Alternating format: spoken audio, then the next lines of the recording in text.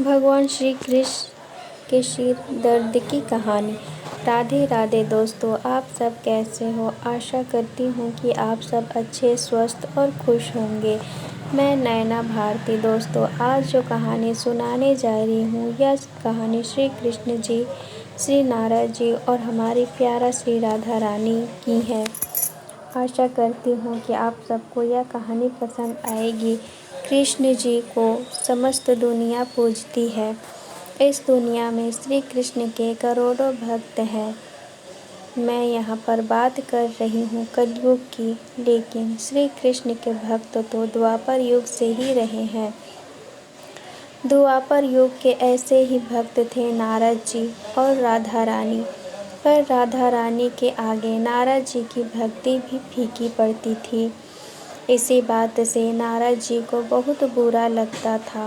वह श्री कृष्ण को यह बताना चाहते थे कि उनसे बड़ा श्री कृष्ण का भक्त कोई और हो ही नहीं सकता है। बहुत से लोग नारद जी को यह समझाते कि आप राधा रानी से अपनी तुलना मत कीजिए, लेकिन वह वहाँ मानने वाले थे। नारद जी को तो यह सिद्ध करना था कि वह ही भगवान श्री कृष्ण के सबसे बड़े भक्त हैं। भगवान श्री कृष्ण को अच्छे से पता था कि उनका परम भक्त कौन था। कृष्ण जी ने सोचा कि क्यों ना वह नारद जी को एक पाठ जरूर पढ़ाएं। कुछ कारण ही ऐसा बना कि एक दिन नारद जी बिना सूचना दिए बगैर ही द्वारिकापुरी पहुंच गए।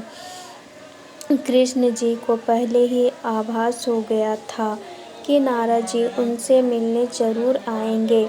इससे पहले कि नारद जी कृष्ण जी के कक्ष में प्रवेश करते, कृष्ण जी अपने सिर को पकड़कर अपने बिस्तर पर लेट गए। कृष्ण जी को ऐसे लेटा हुआ देख नारद जी को थोड़ी चिंता हुई। नारद जी ने पूछा, प्रभु, आप बिस्तर पर सुबह से समय ऐसे क्यों लेटे हो? आप सुस्त भी दिख रहे हो। क्या बात है, सब ठीक तो है ना? कृष्ण जी बोले, मुनिवर, आज हमें अपनी तबीयत सुस्त नजर आ रही है। दरअसल हमारे सिर में बहुत तेज दर्द है।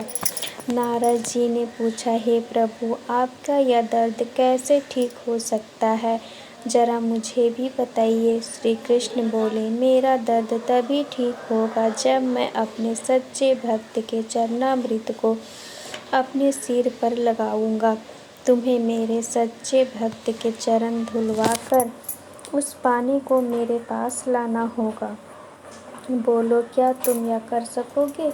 नारद जी ने ज़्यादा ना सोचते हुए श्री कृष्ण के द्वारा दिए गए कार्य के लिए सहमति जता दी। वह सोचने लगे कि सच में भगवान का सबसे परम भक्त कौन है। फिर कुछ देर सोचने के बाद उन्हें लगा कि शायद हो सकता है कि वह श्री कृष्ण के सबसे बड़े भक्त हैं। लेकिन कुछ ही पल बाद में उन्होंने अपने दिमाग से यह विचार त्याग दिया। उनको यह डर था कि अगर उन्होंने अपने चरण धोकर वह चरणामृत प्रभु को अपने सिर पर लगाने को दिया तो उन्हें घोर पाप का सामना करना पड़ेगा। अब उनके पास कोई दूसरा चारा नहीं था। वह बिना देरी किए राधा रानी के निवास स्थान पहुँचे। राधा रानी तो कृष्ण भक्ति में लीन थी, क्योंकि नारद जी को राधा रानी से चरणामृत प्राप्त करना था। इसलिए वह राधा जी के पास जाकर बोले, माते, कृपया आप कुछ समय के लिए अपनी साधना रोक दीजिए। मुझे आपसे बहुत ज़रूरी काम है। राधा रानी बोली, हे मुनिवर, कहिए मैं आपकी कैसे मदद कर सकती हूँ? नारद जी बोले, माते, दरअसल श्री कृष्ण के सिर में भारी दर्द है और वह दर्द तभी खत्म हो सकता है जब वह अपने कोई महान भक्त के चरणामृत को लेकर अपने सिर पर लगाएं। मुझे लगता है कि आपसे बड़ा भक्त कोई और हो ही नहीं सकता। मैं चाहता हूँ कि आप अपने चरण धोकर उससे प्राप्त होने वाला चरणामृत मुझे दें। उस चरणामृत को अपने सिर पर लगाते ही श्री कृष्ण एकदम से ठीक हो जाएंगे। नारद जी की बात सुनकर राधा रानी बोली, नारद जी, मैं यह आश्वासन के साथ नहीं कह सकती कि मैं ही श्री कृष्ण की परम भक्त हूँ। शायद इस धरती पर बड़े से बड़े श्री कृष्ण के भक्त बैठे हैं, पर मैं अपनी तरफ से कोशिश कर सकती हूँ और प्रार्थना कर सकती हूँ कि मेरे छोटे से प्रयास से श्री कृष्ण का सिर दर्द बिल्कुल ठीक हो जाए। फिर राधा रानी ने अपने पैरों को धोया और चरणामृत नारद जी को दे दिया। राधा रानी के ऐसे विनम्र व्यवहार के चलते नारद जी को खुद पर ही शर्म आ रही।